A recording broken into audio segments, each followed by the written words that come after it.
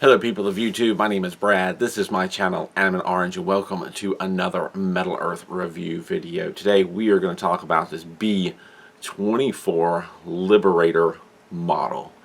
And look at the size of the wings, the size of this model right here. In the video, in the build video, which I always do first because I have to build it to review it, I didn't show the completed model at the beginning of the video because I wanted to save the surprise of its size till last. Look at how big this thing is. This thing has over an 8-inch wingspan. That is pretty impressive for a Metal Earth model. My first clue should have been the fact that the fuselage is actually two parts, two sections that come together, whereas a lot of the other plain aircraft Metal Earth models are one section that comes together.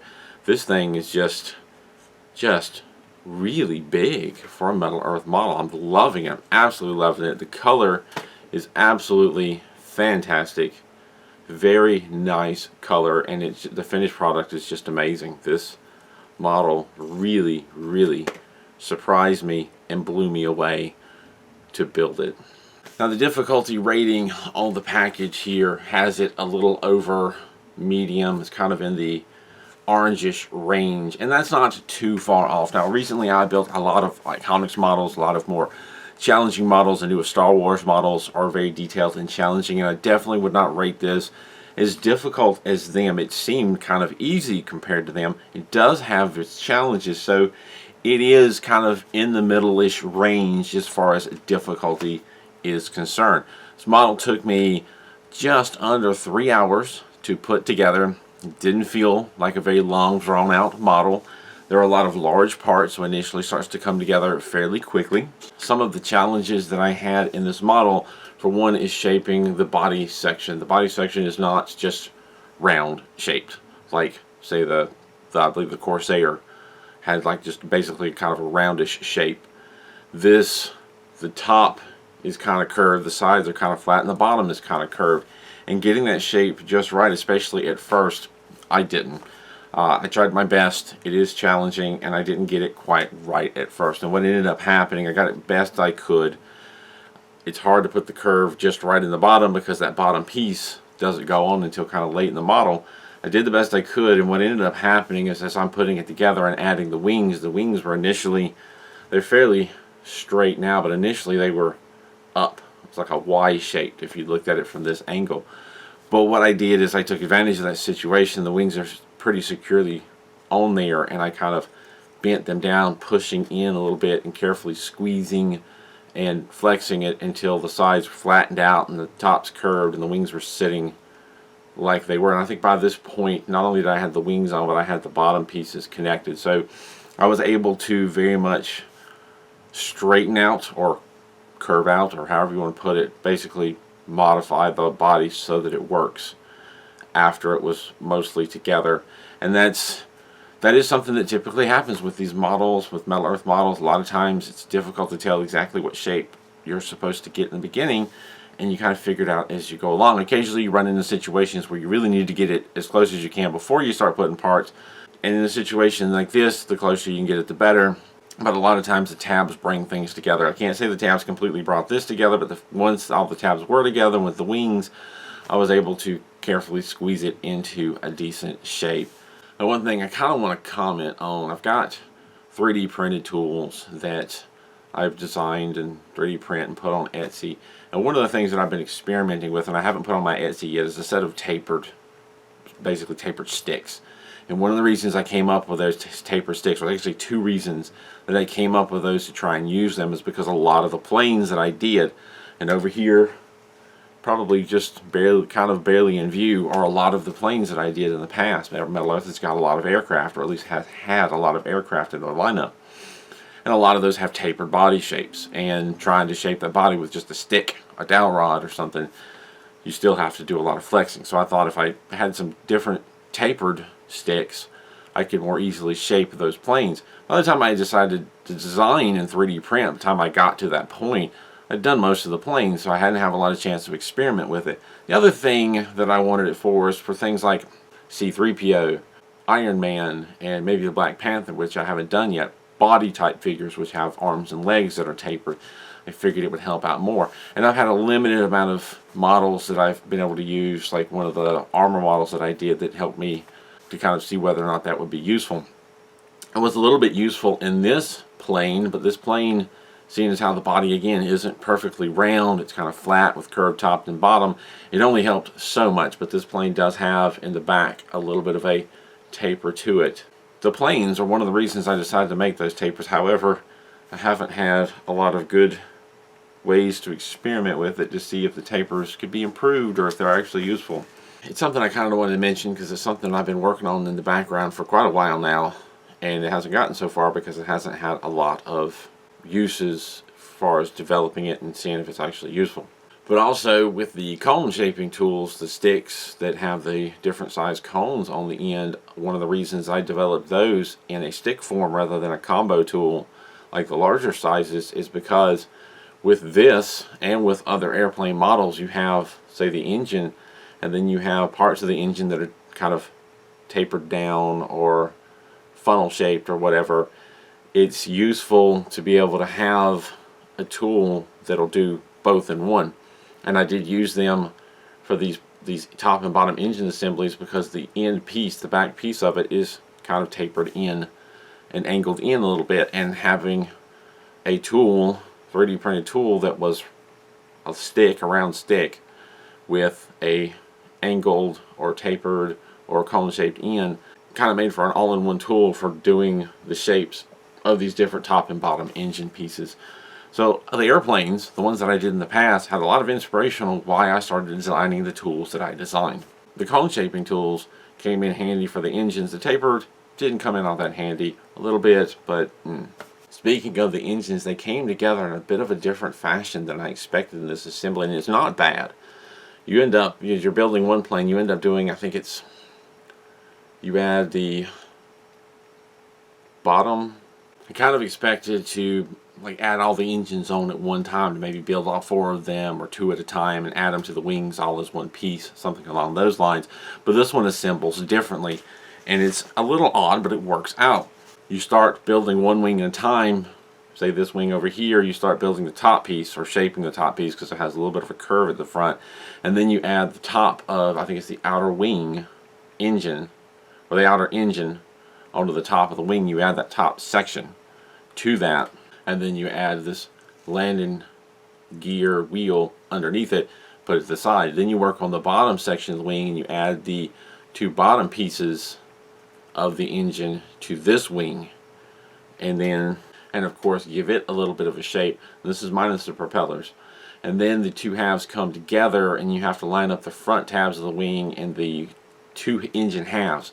You only have the engine halves of one of the engines because you don't have the top half of the other yet. You put the wings together and line up that engine. I believe it's the outer one. You line that up, the front tabs up, you get those secure, and then you do fold the back tabs over and around, and then you add the top of the other engine assembly to the pretty much completed wing. Then you do the other side, same fashion. The top part you add the outer wing half and the wheel underneath.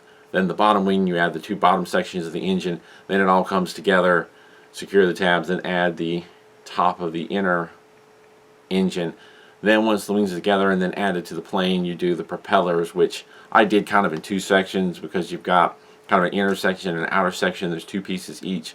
Did them in pieces, did 4 of the inner pieces, 4 of the outer pieces with the propeller, got all 4 of them together, and then added all 4 of them to the engine, or yeah, to the front of the engine. So one thing I haven't done yet, because I haven't taken the time to research, is I want to take each one of these propellers and put a slight twist in it to make it more realistic, because propellers have, and they're not flat, they're angled to act as a fan to propel the plane, and I just haven't done the research to know which way to bend it yet.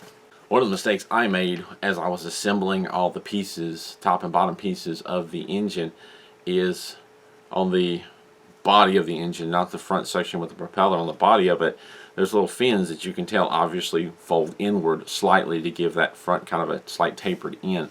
And I immediately started bending those in as soon as I finished the half before putting the two halves together. And the instructions didn't say to do that. I was just getting ahead of myself. And I think the reason the instructions don't say to do that is because when you're bringing the two halves together, there's tabs inside you have to twist and bend over.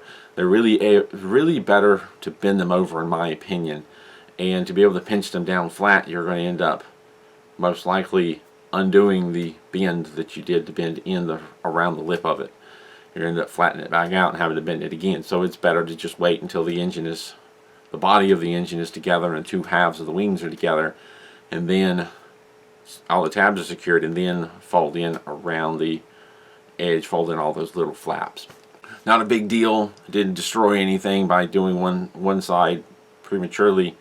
I just waited on the other side and just didn't waste my time bending something in that might end up getting bent out to have to be bent back in again. Because that's bending things more than is necessary is never a good idea on these models.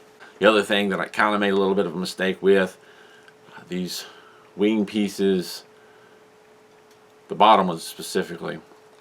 The bottom ones have a third tab that's towards the back of the wing, and a couple of them I twisted rather than folding it over.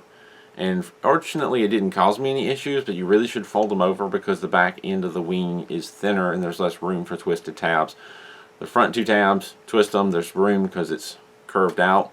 The back two tabs, fold them in, fold them out, back, over, whatever, so that you don't have issues fitting the two halves of the wings together later because of lack of room. There was a little bit of confusion on my part for part 14. Part 14 is this little piece behind the landing gears. There's just a little kind of tapered, half piece tapered. I'm assuming it's there for aerodynamics of the plane, but it's put on right after putting one of I think the top section of the engine on the wing, and I just assumed it was a piece that went behind it or went for the other side, and I kept trying to put it in a place that didn't fit, and finally I looked closely at the directions and the line was pointing back here and not over here, and I figured it out. And maybe that won't confuse you at all, but that's one of the things that kind of, it threw me for a loop, and honestly that's probably the most confusing thing in the instructions. The rest of it is pretty straightforward and easy to follow. Another little thing to be careful of is when you get to putting this back section together, these outer parts of the fins, and unfortunately this is kind of wobbly, the outer fin pieces. I don't know all of my plane terminology. I apologize. This piece ends up folding in half. You leave it open, you attach it, you fold the tabs over because there's no room to twist them, and then you fold it in half and there's a tab or two that secure it together. The problem is the line to fold it in half is not much of a fold line, but you also have kind of a fold line on either side that's going to want to fold as easily, if not easier, than the one you want to fold. So be a little careful when you're folding that half over that you're grabbing it securely and folding it where it's supposed to fold and not where it isn't supposed to fold. I think technically afterwards you're supposed to kind of shape this end piece a little bit, like in or out, so you make it more realistic, and I don't think I did, but whatever. I could do that here in a moment. But just be careful that you're bending the right piece and not the wrong piece, because it looks like bending it the wrong way is weaker and will very easily break. Fortunately it didn't break for me. It did try to bend improperly, but I managed to get it to do what it's supposed to do without breaking anything. And then once this sizable plane is all together, the next and final step is to build this little base, which I find very interesting. Kind of two minds of this. I really like that the base is not attached to it. That is the direction that Metal Earth seems to be going, and I like that it's just a cradle that you can sit the plane in, so you can, if you wanted to, pick the plane up without the base and show it off. I like that it's not attached. It's separate. It's a separate piece. It's separatable. The one thing, and it is neat that you fold it up so that it's cradled, so that it cradles the body of the plane. And I like that if you fold it tight enough, these back pieces will sit kind of behind the wing enough to keep it from sliding off, because it does sit at an angle, and if you don't get those back pieces far enough up, it could just slide right off. I do like that. I don't like that there's nothing supporting this curve at all. So if you're not careful and you bend it, taking it on and off, and you bend it a couple of times and keep bending it back, it's not going to take that much for it to break, and that is unfortunate. part of me says it'd be kind of nice to have like some sort of other support that folds up to give it more support so it's not so flimsy and easy to bend. On the other hand, that piece that folds up might itself be difficult to fold up and connect without bending or breaking something. So it's kind of a which way do you want to go with it, because that would be a delicate fold and you could easily break things trying to get something thin that would still work folded up. So it's which way do you want to go with it. It's not terrible. You just got to remember it's not bad at all. I shouldn't even use the word terrible. It's not bad at all. I do like the stand. I'm just going to have to remember to be careful with it, and I'm probably not going to take this thing off hardly ever to show it off. It's mostly just going to sit there in the background like pretty much everything else does. Just for the sake of comparison, I wanted to grab the B-17 Flying Fortress off of the shelf. There's a video for this. Did it quite some time back. This is what I was thinking this model was going to look like, something this size, but this is the B-24 Liberator, and you can most definitely see the size difference between these two planes. I'm trying to work my hands here without damaging anything. Give me a second. You can definitely see a noticeable size difference in the two planes. So that is fantastic that this is larger, easier to work with, more colorful, separate base stand. Metal Earth is really making some improvements in their newer models. I'm going to leave it at that. Always, if you want to see how this model has been put together, there is a separate build video for that. Any questions or comments, leave them down below in the comment section, and I will get back to you as soon as I can.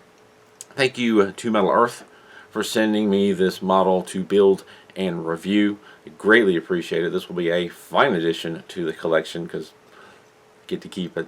Thank you very much. And thank you to my Patreon supporters for continuing to support this channel. I appreciate you very, very much. See you next time. As always, keep on keeping on.